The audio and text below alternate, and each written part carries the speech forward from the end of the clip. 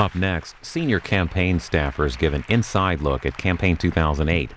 The campaign managers from both the Obama and McCain campaigns trade stories with Washington Week's Gwen Eiffel. From the Harvard Kennedy School's Institute of Politics, this lasts an hour, 10 minutes. Here we are in a year in which we've elected our first African-American president, and I get to share the stage with 4 white guys.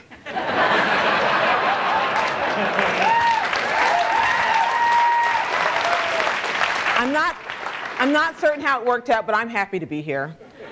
What I'm really hoping for tonight is a conversation. In the tradition of the forum, we are looking forward to your questions as well. We don't believe, or at least I as moderator don't believe I hold all the wisdom, even though I hold most of it. And so I'm going to take up my part of the wisdom in the first little while and talk to these guys and get them to try to engage in a way that you never got to see them engage on Fox News Sunday.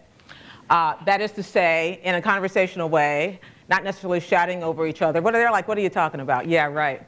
And hopefully to answer some of the questions that have been nagging and niggling at you in the long months since the campaign actually ended and we had to find out what to do with ourselves again when we weren't refreshing Real Clear Politics 12 times a day. So I want to start by asking the gentleman to my left a question about something that happens to be in the news today. So when was the last time you had a little chat with the governor of Illinois, David Axelrod? Thankfully, a long time ago. Yeah, I'll bet. But you want to clear up that little confusion? You know, it's a painful thing for me coming from Illinois.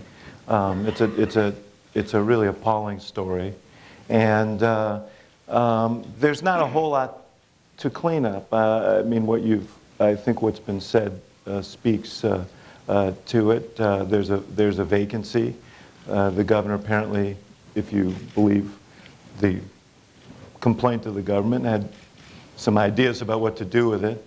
You know, we were not involved in that discussion or any discussion of that nature, and you know, the process will take place. The important thing from my standpoint as a resident of Illinois is that we now move from there and have a process that people can have some confidence in, select a United States Senator and move forward and put this chapter behind us. So I'm looking forward to that. I bet you are. It occurs to me I have neglected to properly introduce our panel. This is David Axelrod, Chief Strategist for the Barack Obama campaign, and now about to go into something he has no idea what awaits him, which is to work inside the White House as a political advisor to the president-elect. Next to him is David Plouffe, who is the campaign manager for Barack Obama. He's the guy who you've mostly have only seen on those little video things when he sends them to you asking for more money all the time. Sounds like a couple people in here have received those. Next to him is Rick Davis, who is the campaign manager for John McCain and is now going back to private life, I believe, after having worked as hard as these guys did to try to get his man elected. We'll be back with that in a moment.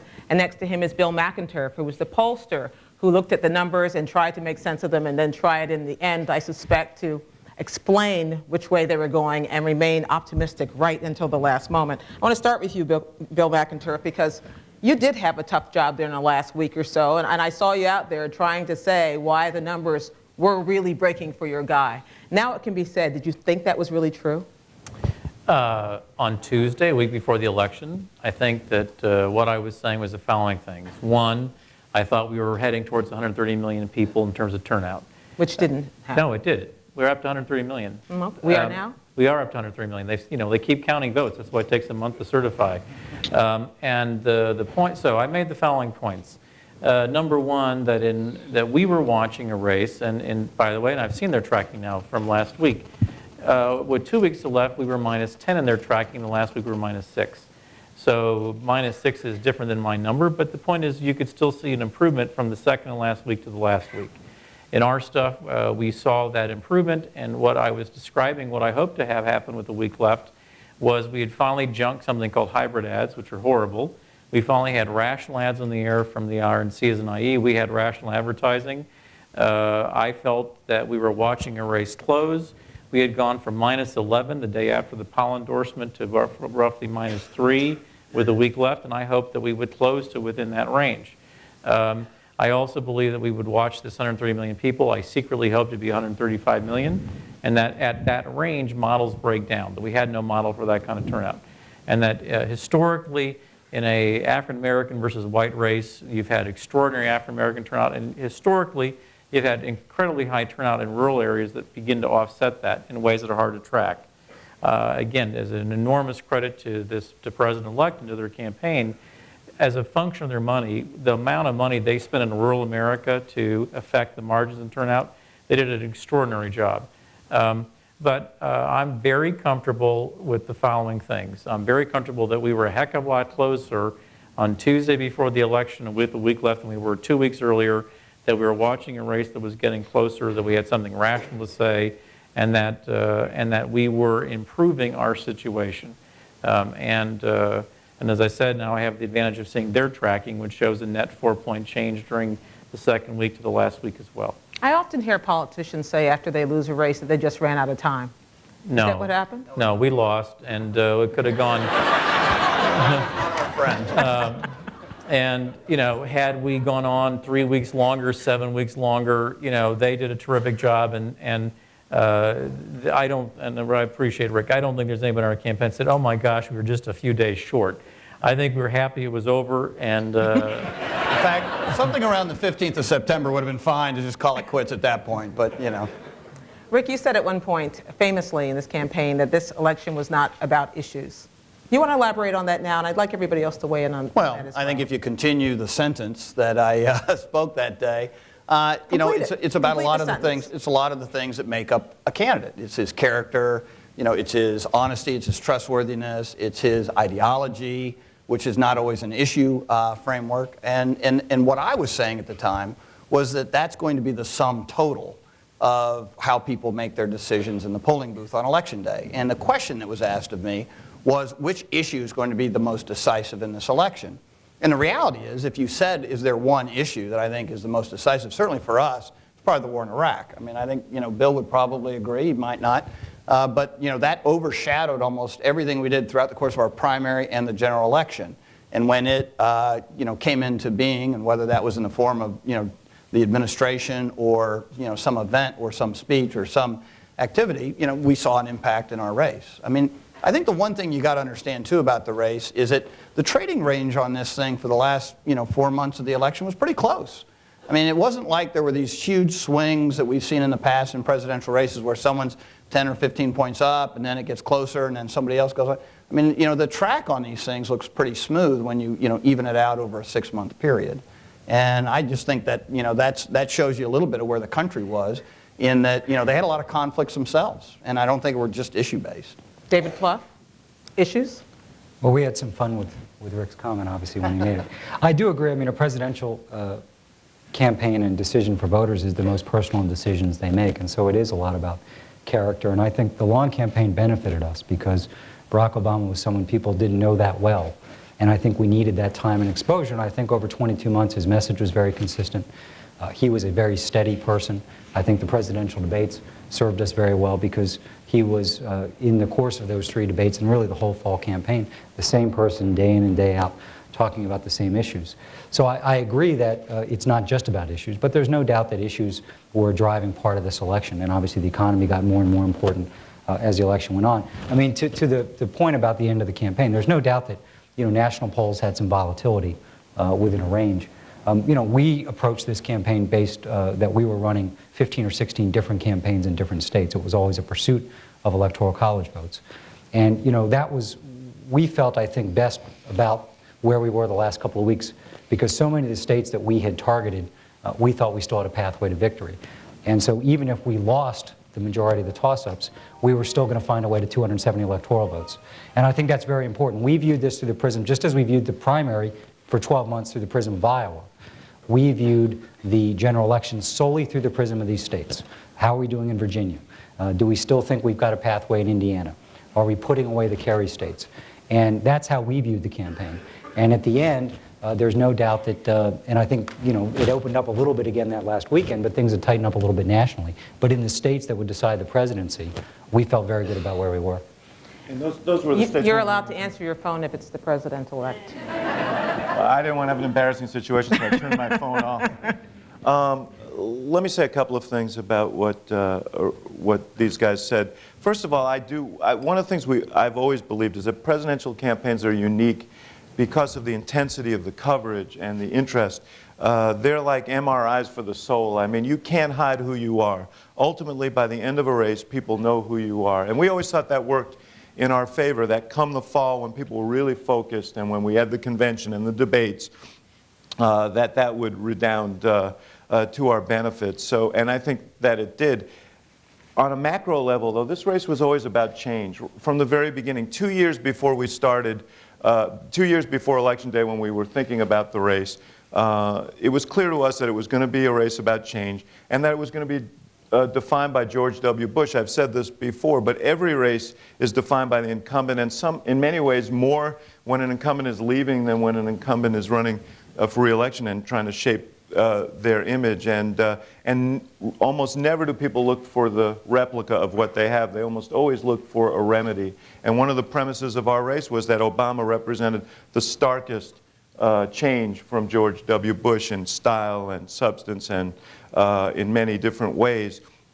Our other supposition was that John McCain, if he were the candidate who ran in 2000, was probably the best choice the Republicans had, the best chance to win a change election because he had been willing to challenge his party and so on. But that in order to become the nominee of the party, that he would have to make so many sacrifices and so many what we called Faustian bargains that he would emerge in a position where he no longer represented change. And I think that was the dynamic. Is that what happened, Rick? Well, to a large degree, I think that because the heavy investment we had in a debate within the primary, and I would say we tried to do as much as we can to preserve that. I mean, it was a bigger bargain for us to have to beat than for y'all, because just by being a Democrat, there was a change element to that, by nature. I would say that John is a risk taker as a candidate, and by tackling issues like the surge, which at the time the party wasn't even particularly behind. I mean, the Bush administration opposed the surge when John first talked about it, and obviously immigration reform, which the president was for, but the rest of the party pretty much opposed it. But what was your biggest Faustian bargain? Oh, look, I mean, I think that for my purpose, again, I mean, I don't want to beat a drum on this one issue because I don't think it was that dominant an issue, from the perspective of outcome. But there's no question that the war in Iraq and our involvement over there continued to plague us as a party and as a candidate for that party who was seen as, that was our connection to the Bush administration. And it was the easiest connection to make and also the most intense one. When you, test somebody's vulnerabilities, I promise you that's probably the one that had the most saliency for it. See, there's no doubt, Bill, hang on one second. There's no doubt that the war was a complicated issue. But by the time people voted, it wasn't the issue, I think, that was driving their vote. I think the economy was driving their vote. And I would argue that the biggest Faustian bargain that McCain made was switching his position on the tax cuts, which were the centerpiece of the Bush economic plan. He had opposed them originally. He said that they were too skewed to the wealthy. Later, when they were going to be renewed, he said we'd never cut taxes in wartime, and it was irresponsible to do so. And then after 2004, he embraced them, and by the time the campaign rolled around, he was enthusiastic about them. So he essentially tied himself to the Bush economic nostrums, and that was ultimately a great advantage for us in the campaign. Rick is nodding. Bill, do your numbers back that up? Well, no, I just want to go back to Iraq because I think it's really important, because here's the irony of this race. And then we'll come back to the economy. Yeah, no, I'm going to get to this. I'm going to be quicker. Look, in Iraq, you have a candidate in John McCain who famously opposed George Bush in 2000. In 2000, our policy was we're going to have tax cuts only for people who make less than $100,000. We're going to fully fund Social Security. It was a very different Republican campaign. However, by the way, in 2000, John said, if it was a recession, I cut taxes for everybody.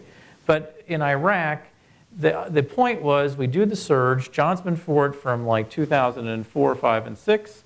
And we are the leading critic of the Bush administration. And then we get to January of 07. And then guess what? The Bush administration, the president adopt the surge. We go on TV in January and then meet the press or some huge thing. And I, of course, was saying, look, we have to say over and over and over again, here's where I've been for years. The president's behind me. We've got to split ourselves from the president. And John was very, very temperate in a way that really affected our donors or base. And I call up and Mark Salter and say, what you need? He said, Bill, we're negotiating with the White House for how many troops there are going to be in Iraq. We cannot be on air being that distant from the president at the same weekend we're negotiating over the number of troops. And it speaks to, again, and so what happens, and what really happened is John McCain essentially became the Bush spokesperson and the administration's spokesperson on Iraq.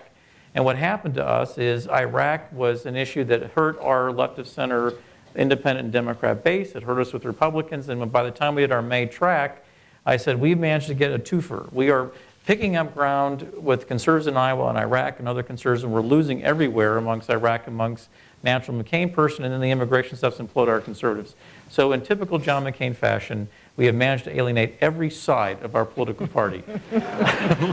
Well, let me use that to get back to the economy, because it seemed that he was also put in the position of having to speak the president's line when he came to talking about the economy, when he said that the fundamentals are strong. That's the same thing that the president was saying at the time. Yeah, but I don't think he was trying to toe the line of the administration at that point. What was he trying to do? You know, look, I mean, you know, John McCain is the eternal optimist. And I think if you track the kinds of things he says about the economy or the war or anything else, you know, he is heavily invested in the ability of the American public to persevere over any obstacle. And I think it's pretty clear, you know, at that time that, you know, he was trying to be the cheerleader for the American public and the American businessman. I mean, you know, I don't think he was trying to make a statement on the technicalities of the economy. Frankly, we all know that's not something he talks about very often. But look, I mean, I think if he had a lot of things to do over again in this campaign, that'd be one he wanted to, you know, do a redo on. And that's when you, David, would prefer. And obviously, I think David Axelrod's right when he says that the emergence of the economy is an issue that overrode the Iraq issue.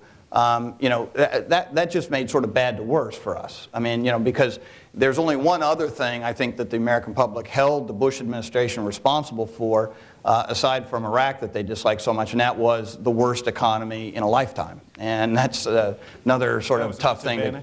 That's a slight disadvantage. And for us, when we got into the general election 3 months later than these guys did, so we had to catch up on our research, on the economy, voters did think that McCain was aligned with Bush, but not to the degree we needed them to think that. So we had a lot of work to do there. But in June, they did not believe so much that McCain was out of touch. And really what developed is two things. The House issue obviously was one moment that kind of broke through, but it was the fundamentals of the economy. I mean, when you talk to voters, things really turned after that. They would say, I'm afraid he's going to be too much like Bush on the economy. And they'd add, and I think he just doesn't get what I'm going through. And we didn't have that in the beginning of the general election. Let me say something parenthetically about Rick's comment and why it was taken, why we worked with it the way we did and why it was received the way it was when you made the comment about issues. One of the problems that people felt existed with Bush, and I think that it ended up moving and tainting McCain, was a sense of obliviousness to what was going on in the country. And there was and is, and justifiably so, a real sense of urgency about the problems facing the country. And so that's why that quote, and completely accepting that you went on to say more, but that's what that quote said. And so did when Senator McCain couldn't name the number of houses that he owned, it contributed to that. But when on the 15th of September, Lehman Brothers collapsed, and John McCain said the fundamentals of the economy are strong. I understand about cheerleading, but when your team's down 72-6, it's a tough thing to do. And then he had to revise his position throughout the next 9 days. And I would argue, and I've said this before, that this campaign was won between September 15th, ultimately. I mean, I think the fundamentals were good for us, but this race was won from September 15th when he made that comment through September 26th, the first presidential debate. David Plouffe, I want to talk to you, both of you, because about some scary moments that you must have had during the campaign, which was during the Reverend Jeremiah Wright's introduction to America. You said to me at one point during the middle of this that, you know, if the right thing ended up the way it looked like it was going, which is it looked like it was never ending, then maybe it would prove that America just wasn't ready for who your candidate was. What did you do wrong? How did you let that get out of control so that it almost threatened to consume your campaign? Yeah, what did you do? Yeah, what did you do? Well, I was in the yeah, men's exactly, room. yeah. I'm getting to you, Axelrod. Well, first, I would say that our candidate did a lot right, more so than, I mean, we failed as a campaign, you know, to do the proper research there, to have a full understanding. We knew that, you know, some of what he had said was going to be an issue. We faced this the day we announced for president. The story came out in Rolling Stone, if I recall, that had some comments that were problematic. So, but we hadn't done as thorough research, looked through every tape, looked through every sermon.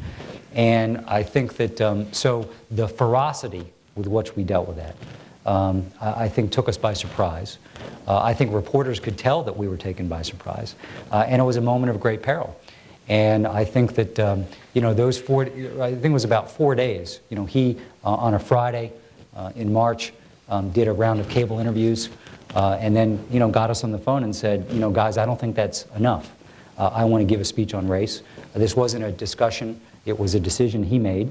And this was something you did not agree with necessarily. No, we didn't. No, no, I wouldn't say that at all. I think that, you know, We have a better idea. Yeah, I mean, what he said was that, you know, you know, clearly from a political standpoint, this is a moment of great peril, and requires more than the typical political response. But you know, I have got a lot to say about this. I think it requires a thoughtful speech. It's a speech only I can write, and either people accept it or they won't, and I might not be president. But it was a moment I think we were really proud to be working for him, because the political playbook in Washington doesn't really follow that route all the time. And so I thought, you know, and we had two moments of this, okay? We had the moment when it first was exposed, and then the speech, and obviously he went on his little media tour. Meaning Reverend Wright. Reverend Wright, right before the Indiana and North Carolina primaries, after we had lost Pennsylvania. And at a really inopportune time, obviously. So we had two moments. Now, you know, the truth is, in the general election, I heard Bill talk about this last week when we were together.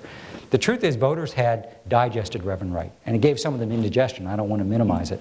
But it was a known fact. People had seen the tapes. They had talked about it a lot. So let me get this right. So the notion that somehow, if they had introduced this... Well, that's what I'm going to ask you. Even if that had come up in the fall, you don't think it would have... Yeah. Good decisions in the campaign and what candidates do. It was John McCain's, when you talk about an optimistic instinct, it was a John McCain personal instinct to say, I will never talk and I will never use this in the campaign. And they have heard me now talk through one of these sessions, and I said, it's for me, I had done some primary work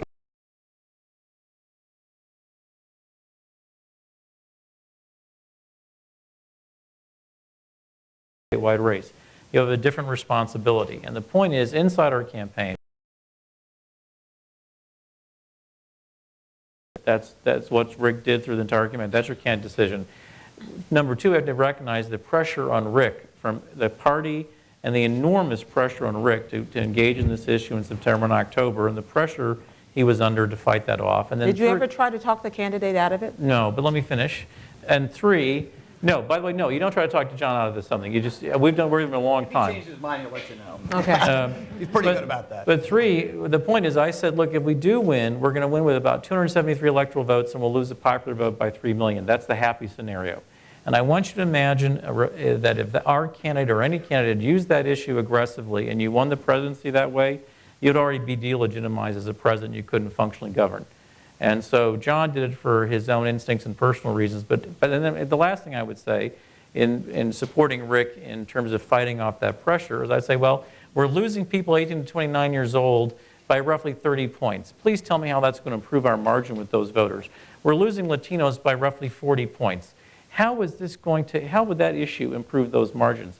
In other words, John did it for instinctively all the right reasons, but by October, when you look at how we were losing the race, anybody who believed that this issue would have affected the groups we were losing by those kind of margins has never actually talked to anybody in those subgroups about how they felt about this issue. I just wanted to add something to David's account of this, because it kind of fills in the picture of what those days were like, because, you know, the political community was in a frenzy. Whenever things like this happened, we were the recipients of lots of generous advice from people in Washington. You know, it was a nervous time. The one person who wasn't nervous was Barack Obama. Now, he said to us on this Friday night, I want to give a speech on race. The thing you left out was, and I want to give it no later than Tuesday. And we said, well, you're campaigning, and he said, and I have to write it. We said, well, you're campaigning all day Saturday. We've got a film shoot set up for Sunday. You're campaigning all day Monday. When are you going to write it? He said, don't worry about it. He said, I know what I want to say. And so Saturday night he dictated an outline to John Favreau, his speechwriter. Favreau sent back a fleshed out outline. Sunday night, Obama started writing at about 10 o'clock at night after he put his kids to bed. He wrote until 3 in the morning, and he got most, halfway through the speech or something. We leave 8 o'clock in the morning on Monday for Pennsylvania. He campaigns till 9 o'clock, 9:30 that night, and then goes to his room to finish the speech. And the speech that he was giving 12 hours later, maybe the most important speech of the campaign. And yet I went to sleep. I just went to sleep because I had this confidence. I've known this guy for a long time, and I knew that he knew exactly what he wanted to say and that he would say it very well. And I woke up about 2 in the morning, and there was the speech on my BlackBerry, and I spooled through the speech. And I got to the end of it, and I emailed him back, and I said, this is why you should be president. Because I don't know anybody else who could have done what he did under the pressure that he was under and produced that thoughtful kind of speech. And it was a really, and then the next day, of course, was an unbelievably emotional moment when he gave the speech. Let me ask you, Rick, and then I want to move on to another question before I open up to questions from the audience. Rick, how complicated was it for you, or was it complicated to run against a candidate who had a potential for making history, whether it would have been a woman, if it had been Hillary Clinton, or Barack Obama as an African American? How much did you have to tiptoe around things you couldn't say?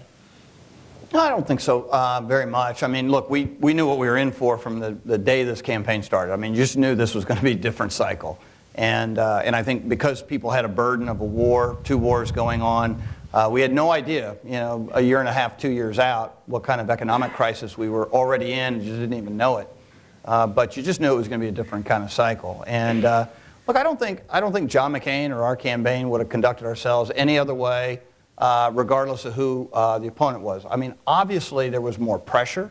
Obviously there was more focus and intensity. I think, the pollsters will tell you this is probably the most watched campaign more intently than any other presidential campaign in polling history. So, everything was amplified. I mean, this was, when you start doing TV, you sit around with all these geniuses who are probably back there behind the camera and say, when you're on television, every little remark, every little movement is exaggerated. Well, this was a television campaign.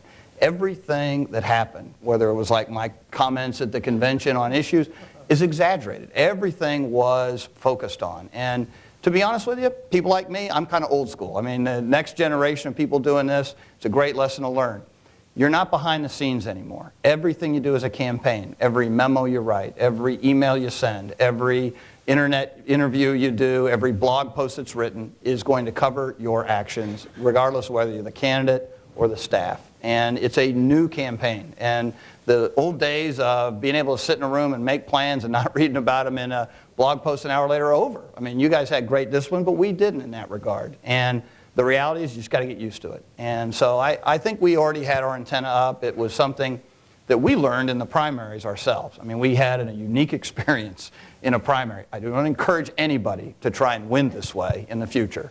But it trains you to be a little more cautious, a little more careful, a little more sure of yourself, because for our case, we had one way to victory. We didn't have options. We had to dig out of a hole, and the only way we did it is if we really focused. And I think that helped us in the general when we went through. You talked about John McCain's reputation as a risk taker. Close your eyes and be as honest as you can with me on this. In the end, was Sarah Palin a help or a hurt? Well, I think, first of all, I think you have to set the stage a little bit is, we were losing. I mean, and there were not great prospects for victory back in, July and August of this year. So I think when you look at it in the context of the decisions you make based on whether or not you will have an opportunity to govern, you got to win first. And I think for practical purposes, when you look at the field that our party had to pick from, I mean, you know, one of the lessons that I learned in this campaign is we got to work on our bench. You know, we have to do a better job of bringing governors, congressmen, mayors, senators. We need more diversity. We need more. Okay, but youth. back to. Well, I am, but I mean, that's my whole point. He hasn't even closed his eyes yet. You get what you pay for, and so. Oh, I'm not going to touch that. Now that I'm in the private sector again, I can say things like that. So anyway, everything we did from probably, I'd say, May on, was risky from a political perspective. Was it any more or less risky than some of the other things we did? You know, probably not. Did it look risky on the 6th of September? No. Did it look riskier on the 1st of October? Yes. So I mean, you know, everything's got a grade, and I think, you know, by and large, we felt we made a good decision. John was very happy with it. He is to this very day, and I think he'd have made the same decision all over again. Did it take till October 1st in the poll numbers? I'm sorry, what? Did it take till October 1st the poll numbers for it to look Well, like that's just a great to idea? when talk about Rick's perspective, I have done polling. I'm doing polling for NBC Wall Street Journal for years. I took a hiatus for the campaign, but in September of this year, Sarah Palin and Al Gore, 92, will have the highest favorable positive ratings in NBC polling of any of the VP candidates. And I would say on her behalf, her numbers went up after the convention, her numbers went up after the debate, and her numbers went up the last week. So the 3 times that America saw Governor Palin, and not the caricature of Governor Palin, her numbers improved. And by the way, today, and the numbers that we released for NBC Wall Street Journal today, we tested 6 or 7 different Republicans. Her very favorable among Republicans is the highest of any Republican. Higher than John McCain's, higher than the president's, higher than Condi Rice's. So among Republicans, she today has the strongest very favorable rating probably of any Republican in the Does country. that argue for the deeper bench that Rick is talking about? It argues for our recognizing that the governor is somebody who has substantial strengths, who brought substantial assets. We got a huge surge. The day she was picked and after that convention is when the fundraising kicked off. In terms of our intensity of our base, the events, her performance at those events, and her standing in this campaign, I think we need to recognize that Governor Palin has ended this campaign with a substantial political following in this party that will make her a player over the next 4 to 8 years. I want to ask you guys, if you want to talk about Sarah Palin, you can, but the last question is to ask you about Joe Biden. There are those who argue he didn't bring that much to the ticket in the end, and that the support that you got, the excitement had to do with the guy at the top. Well, that he just didn't do any hurt. That's as it should be, isn't it? But the truth of the matter is, I mean, this is really interesting, and you know, these forums are really very useful. I think we all learned a lot from each other, and a week ago, I have a much different view of that decision than I did coming in. I mean, I still think that it was, in the end, a very negative decision for them, and I'll get to the Biden thing in 1 second. And for this reason, all summer long, the McCain campaign, or from August through that decision, their campaign was predicated on this celebrity notion that we were an undeserving celebrity candidate. Barack Obama was a celebrity, inexperienced. John McCain was a guy who put country first, and that was their campaign. And then they nominated Sarah Palin for vice president. And in one stroke, our view was that they kind of blew up what they had done the month before, and now they were fighting on our turf, which was change. And our feeling was that one of the things, when this gets to Biden, one of the things that Obama said throughout the vice presidential process, and there was a lengthy, exacting process, was he gave great weight to people who had been on the national track before, who had been through this process, because he knew from his own experience jumping in when he did and under bright, intense lights, how difficult it is and how challenging. And he didn't want to put a vice presidential candidate through that who wasn't prepared for that. Our feeling was, when they picked Governor Palin, it didn't matter how talented she was, it was an enormous burden to place on her to expect her to perform well, having been brand new to the national scene. We feel that Joe Biden ended up as the most popular figure in the race, actually, by the end of the race. And he did very, very well for us. We wanted him because people wanted to balance the ticket, we felt, with someone who was experienced in Washington, who had some gray hairs. They thought Obama was changed enough, and they wanted someone who could help them implement that change. And that Biden was someone who spoke to that working class, middle class voter who we were contending for vigorously, and spoke to their experience, you know, the whole Scranton, Pennsylvania experience, and Wilmington, now famously ruined by Saturday Night Live. Tell me about ruined by Saturday Night Live. Fair enough. I got Queen Latifah, so I was happy with that.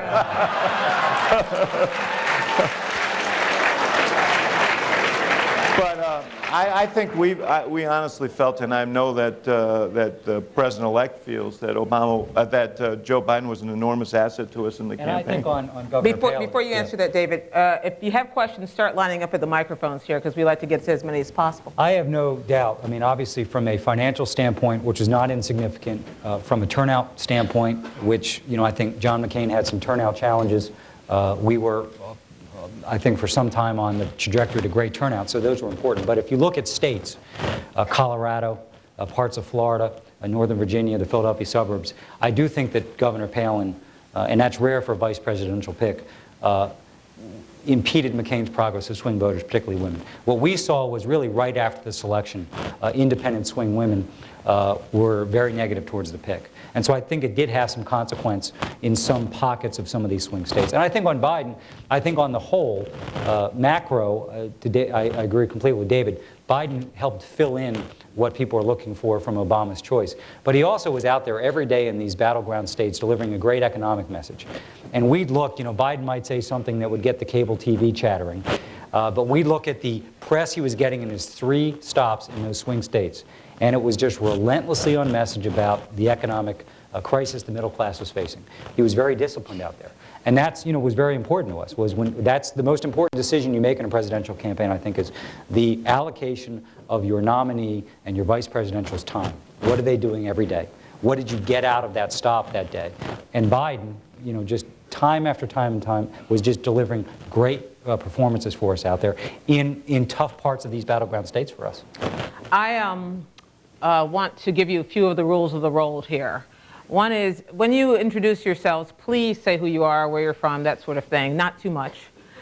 Make sure you give us nice, concise questions that end with a question mark.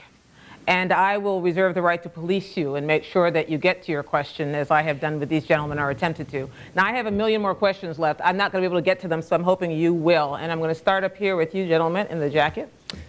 Thank you very much. My name is Ben Nelson. I'm a sophomore at the college from Sturgis, South Dakota. My question concerns polling, specifically the differences between public and private polling, and how, as a campaign operator or manager, you, well, first of all, whether you trust one more than the other, and second of all, how you predicate your decisions based on polls and which polls you make those decisions based on. You trust the good ones that show you up, and you don't trust the bad ones. Yeah, I was going to turn a bill for that. Sturgis, South Dakota, was that where that motorcycle rally was? Yes. By the way, talk about a risk taker. Again, when we talk about what you can't teach a candidate, John went to do that event because we said we got to show this guy a little more zip. We go do that motorcycle event, and that was right after the Berlin speech. And John says, you know, maybe my opponent wants to hear the, you know, the roar of the crowd in Germany. I love the roar of a Harley Davidson. And 50,000 people just went, and it was an incredible video. It was a great moment. Now I'm just, you know, too bad he didn't know about it was a topless event when he said his, you know, his poor wife. But What? Answer his question. No. You see what I had to go through for 2 years. Which polls do you believe? Yeah. well, you know, Trying to help you here. Mine.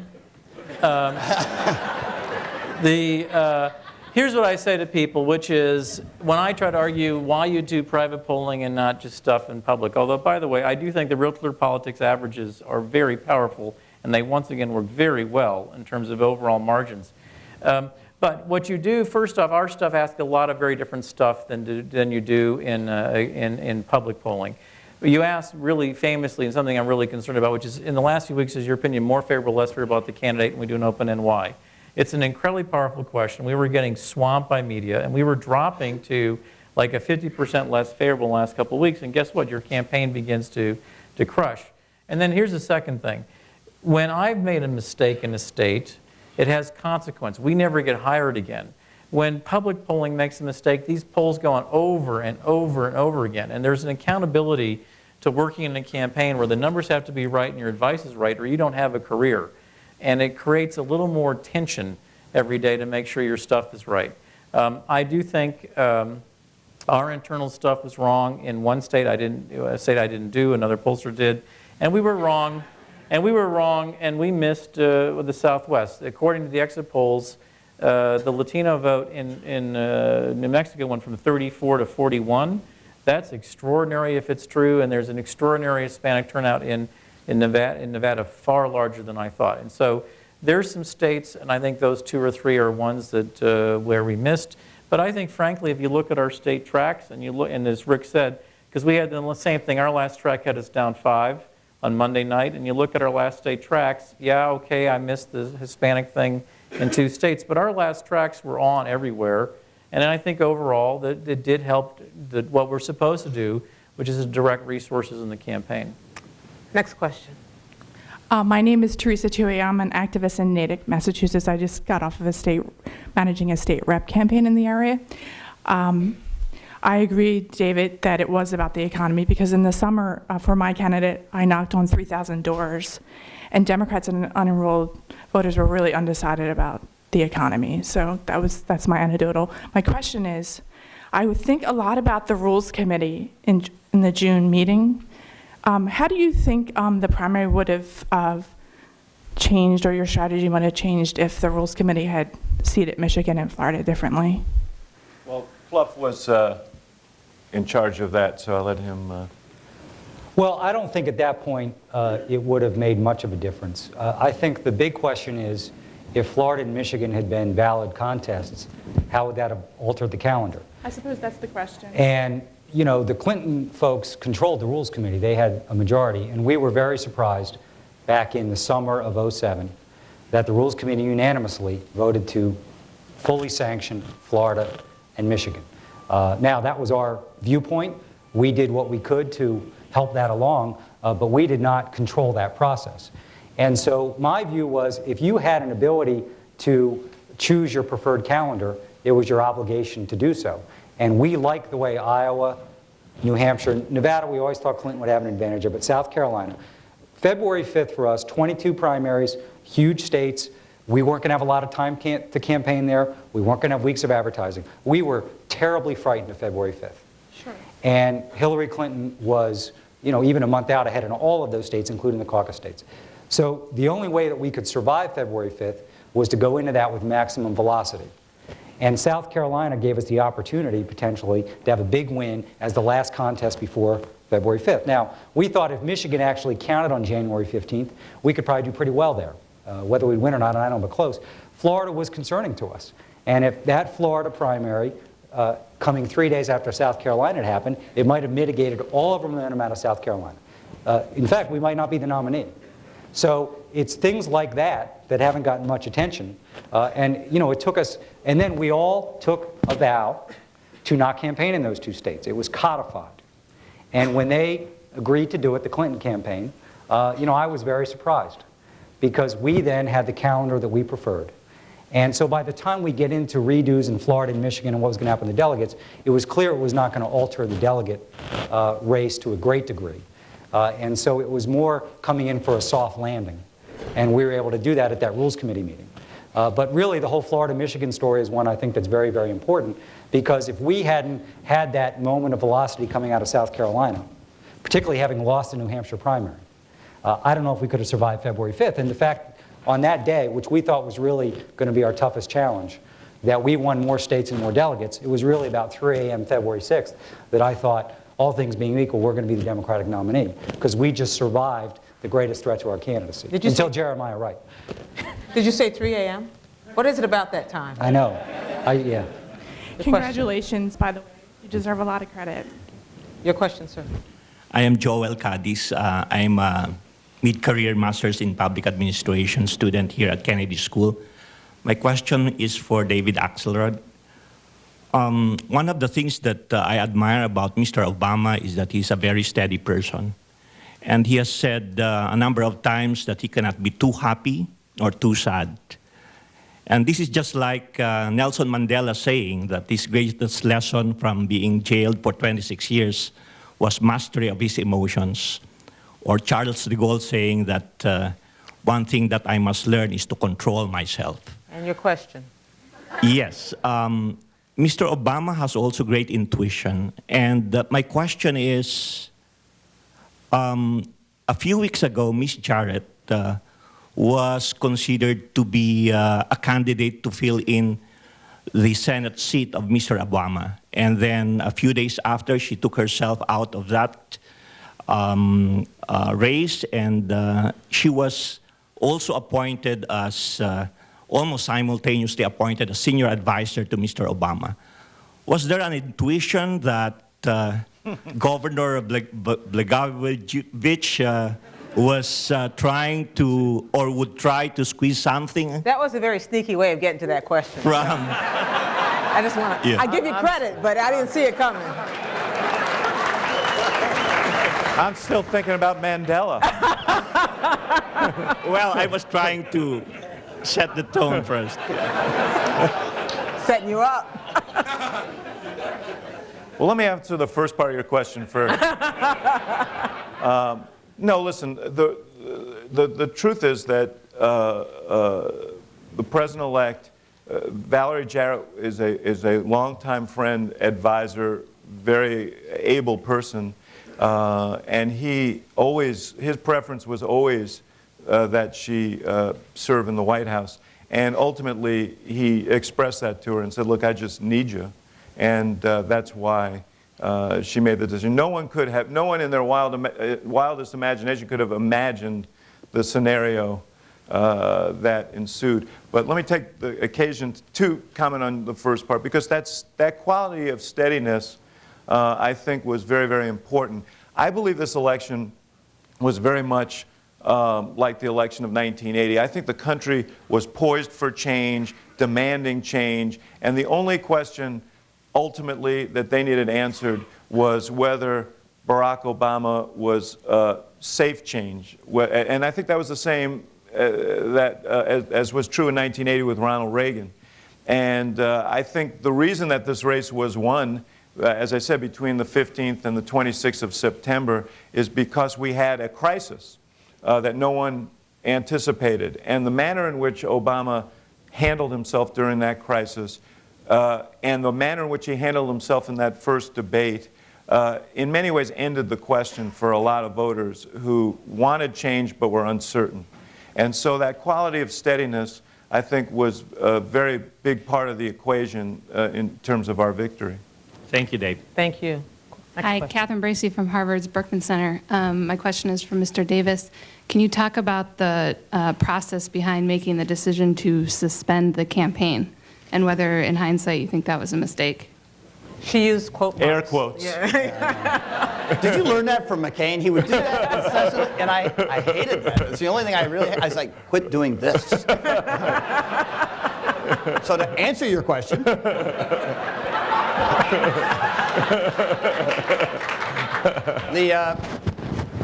that was a very tough time. I mean, and I think everybody, anytime you flip a coin and say, okay, what's going to happen now? We like some level of stability. I mean, we like a playing field where you sort of figure out what the advantages and disadvantages are, and all of a sudden the whole thing blows up, and everybody's at risk. So I think, to some degree, I agree that that was a period of time where people were making decisions. It was a late breaking event. Nothing has affected American politics in a way that this has, I think, in that kind of a context, that late in an election. So a lot of it also is circumstantial when you get into these things. We were in New York, and we were having a meeting of our economic team. I think it was like the day or day after Lehman went down. And that was huge. I mean, there were people who, they weren't jumping out of windows on Wall Street, but they were pretty freaked out. And we had a lot of them sitting around a breakfast table. and every one of them to an individual, very esteemed, very bright financiers and economists, all to an individual, and they rarely all agree on anything, thought this was a seismic event that we were going through, that it would cripple international financial markets, seize credit, and throw our country into an economic spiral that could be a death spiral. And it was probably one of the most important meetings that you're able to participate in a campaign, because these were not just sort of campaign tactics or strategies to employ to get issues that are out. This is a real defining moment where you're trying to decide what to do. There is no game plan. There is no scorecard that you can look down and say, let's run that play.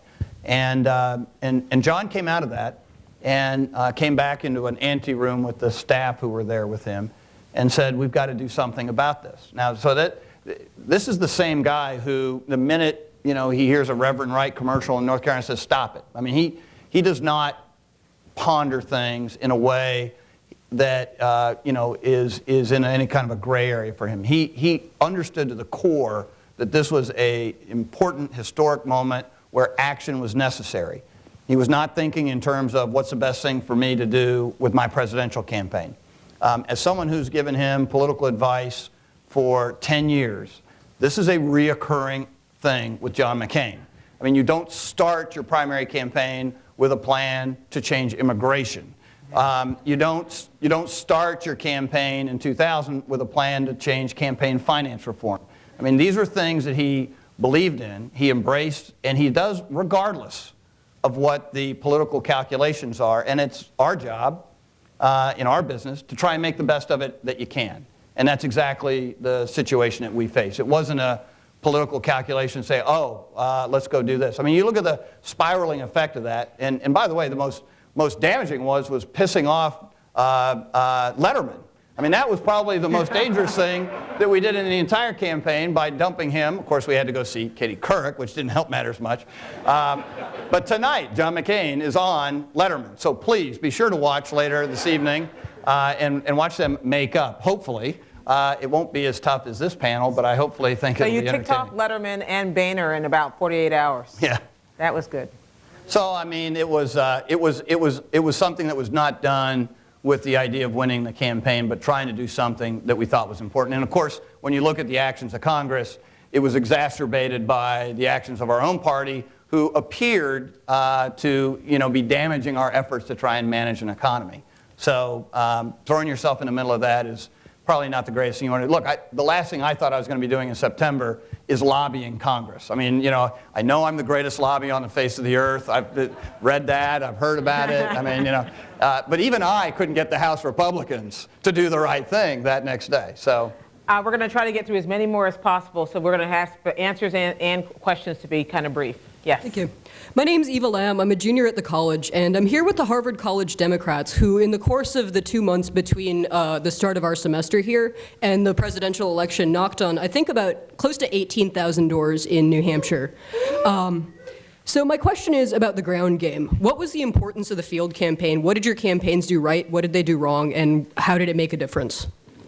It made all the difference in the world to us. We wouldn't have won the nomination without a good ground game.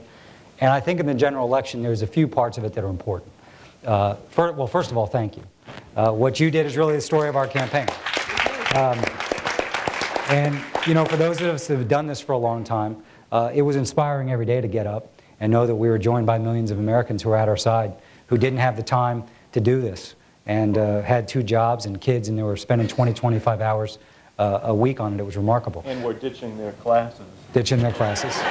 Attendance was way down in battleground states, which I'd say first of all is important to us because we did, as you know, it wasn't just turnout and registration. We did a lot of persuasion.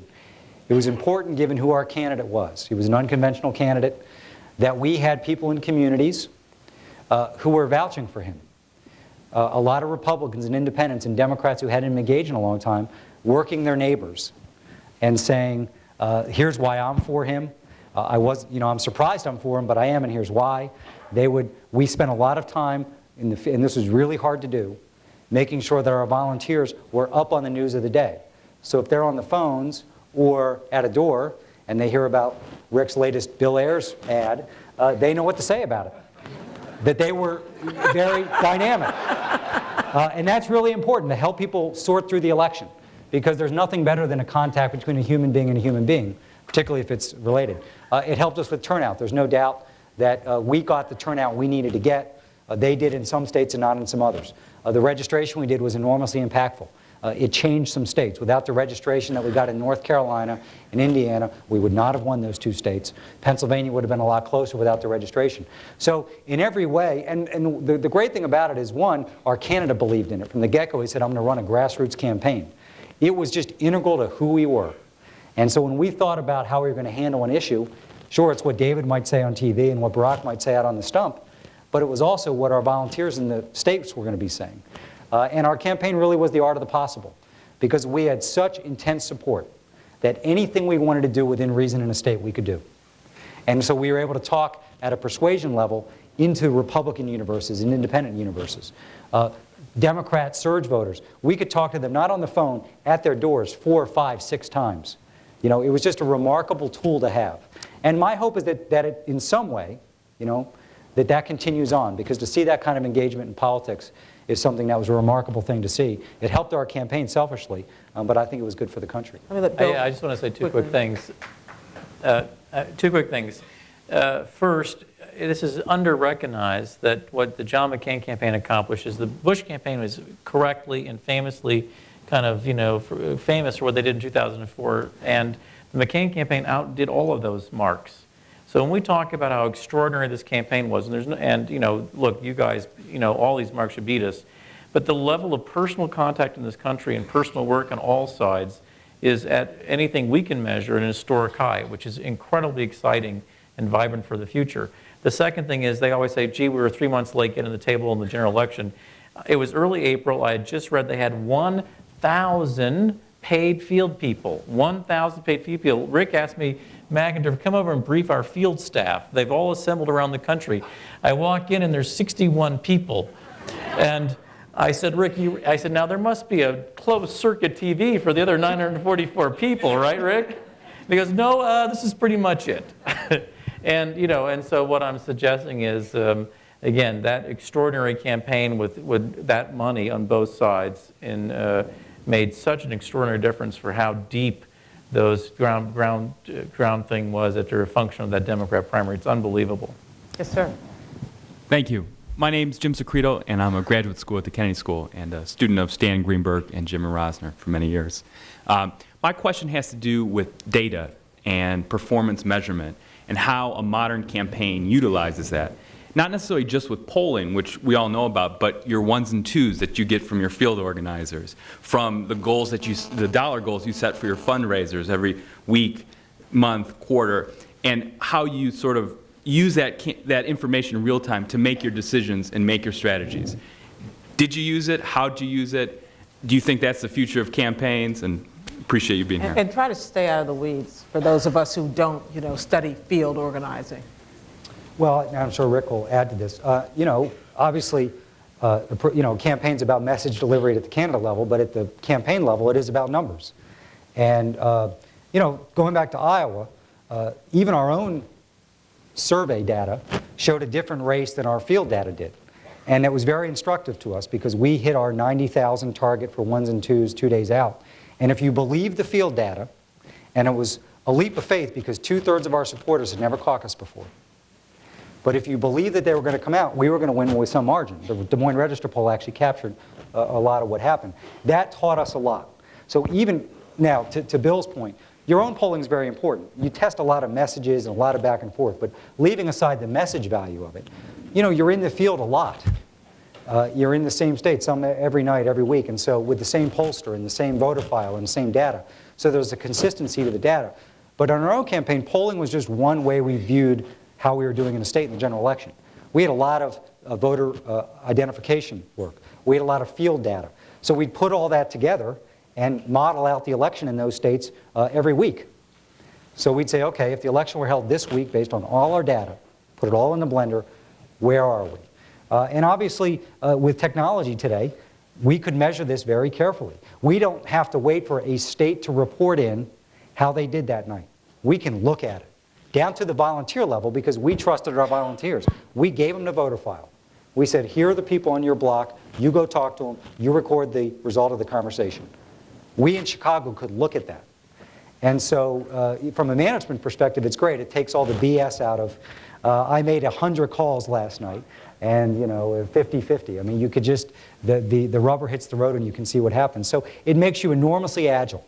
You've got real-time data, and that makes you make scheduling decisions and resource allocation decisions and where to send surrogates.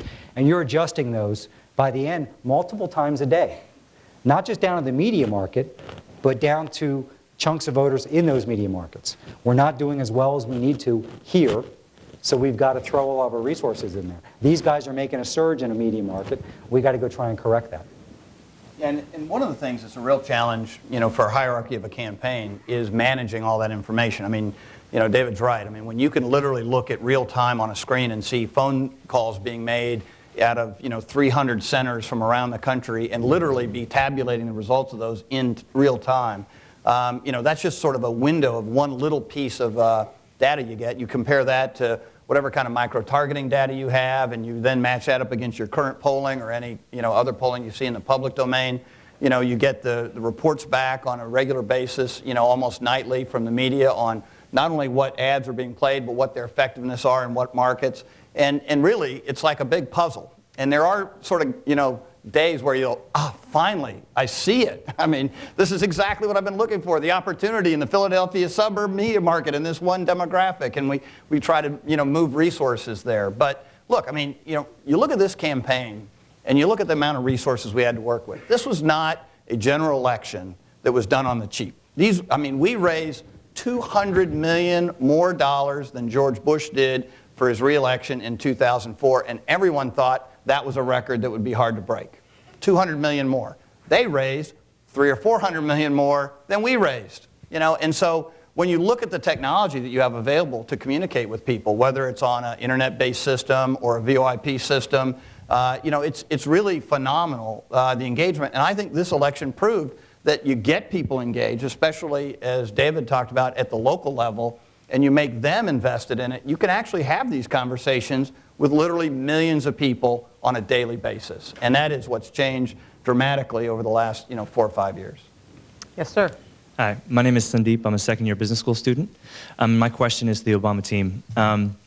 What did you do, or what was it about the campaign organization that allows you to enforce such discipline and messaging to the media despite having such a large organization? And how did you avoid infighting that you might see traditionally in the political campaigns? David mentioned before that Obama wanted to have a grassroots campaign, but I remember very clearly the first conversation we had as a senior staff, and we came together really quickly because he really did have no intention of running for president in 2008. It really was a late decision, and it was kind of a fire drill putting this together.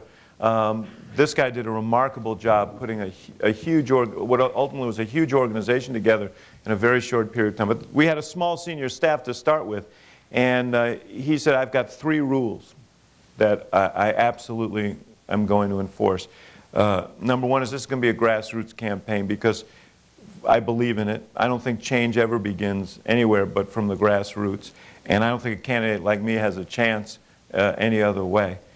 Number 2, we're a team. We're going to rise and fall together, and if I see people throwing sharp elbows, if I see people stabbing each other in the back or leaking on each other, then they're not going to be here anymore.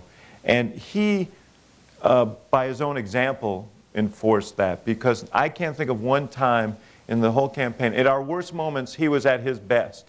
And he would call us together and he would say, I remember after the Texas and Ohio primaries, we lost. We spent $20 million losing. All in all, it was a very sorry situation. And he came into the office unannounced, went around to each of the kids who works there, and there were hundreds of them, and he said, we're going to get, I appreciate everything you're doing. Keep your chin up. We're going to get to where we need to go. And then he got to us.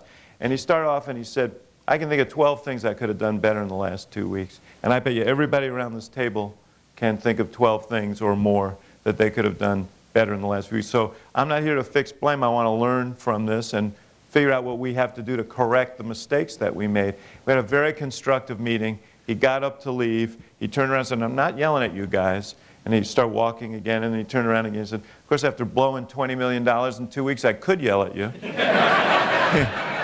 He said, but I'm not yelling at you. And he laughed and he left. And had he yelled at us, it wouldn't have been nearly as effective. But we were not just a team, but a family. And we supported each other. We believed in each other. That's the culture that he encouraged. That's the culture that we believed in. And we ultimately became a source of pride to us that we didn't leak.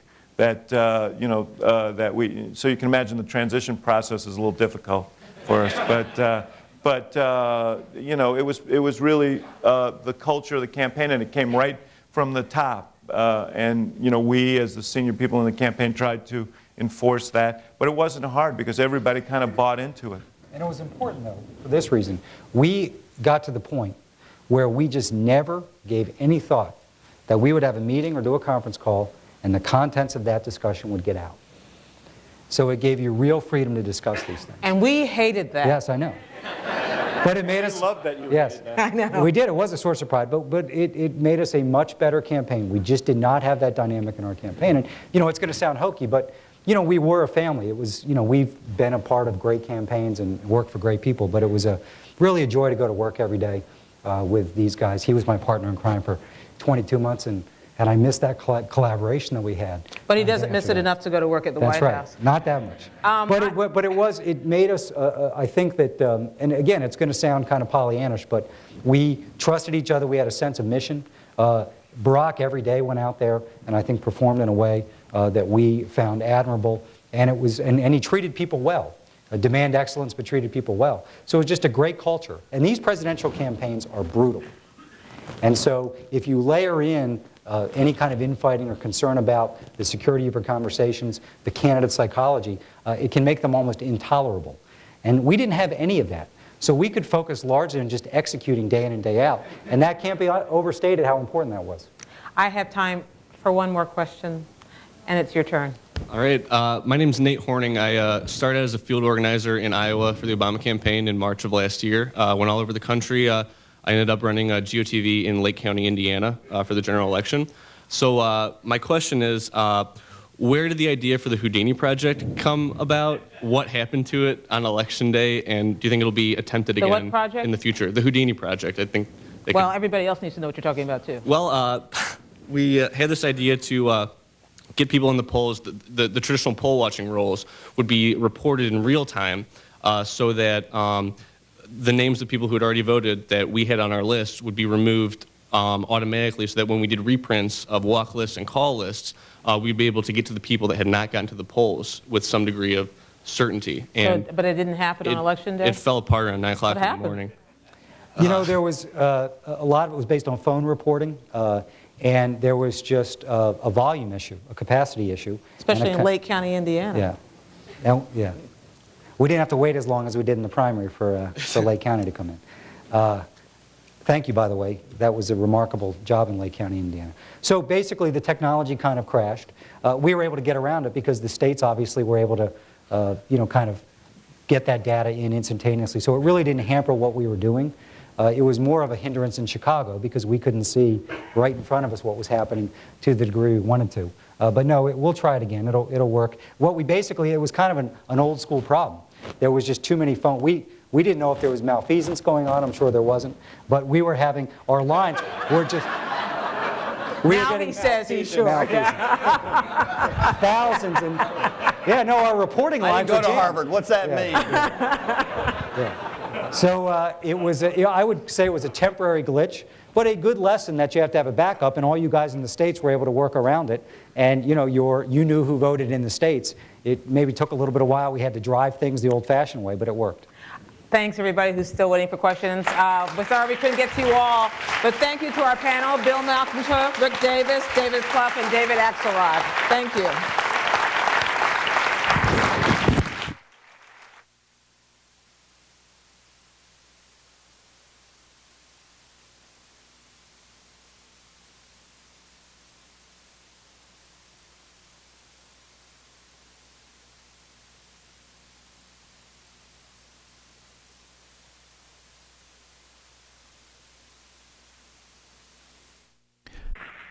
If this were a dictatorship, it'd be a heck of a lot easier. Just so long as I'm the dictator. Okay.